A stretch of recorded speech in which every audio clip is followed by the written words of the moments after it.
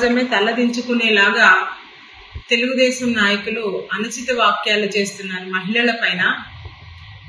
మా మహిళలందరము దీన్ని ఖండిస్తున్నాము. ఎందుకంటే మనం నిన్న చూసినట్లయితే నగిరి నియోజకవర్గంలో ఎమ్మెల్యేగా ఉన్న భానుప్రకాష్ గారు రోజా మేడం గారి పైన అనుచిత వ్యాఖ్యలు చేశారు.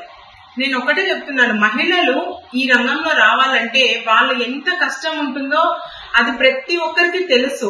అదేలాగా మేడము ఫస్ట్ నుంచి కూడా న్యాయం పక్కన పోరాడే మనిషి, ప్రజల కోసము పేదవాళ్ల కోసము తను ఎక్కడైనా సరే పోరాటానికి ముందుంటారు.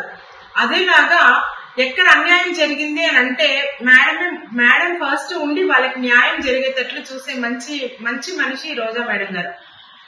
మీరు ఏమన్నా మాట్లాడదలుచుకుంటే మీరు రాజకీయ పరంగా మాట్లాడండి, రాజకీయ పరంగా వాళ్ళని ఫేస్ చేయండి.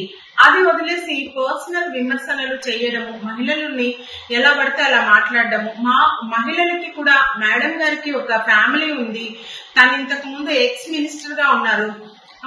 ఇట్లాంటివన్నీ కూడా మీరు దృష్టిలో పెట్టుకొని పబ్లిక్ లో మాట్లాడేటప్పుడు మర్యాదపూర్వకంగా మాట్లాడాలని, అదేలాగా మహిళలని గౌరవించాలని మరొకసారి కోరుకుంటూ, భానుప్రకాష్ గారు చేసిన వ్యాఖ్యలకి మేమందరం చాలా బాధపడుతున్నాము. ఇంకొకసారి ఇట్లాంటివి రిపీట్ అవ్వకుండా చూడాలని, మహిళలను గౌరవించాలని మరొకసారి కోరుకుంటున్నాం.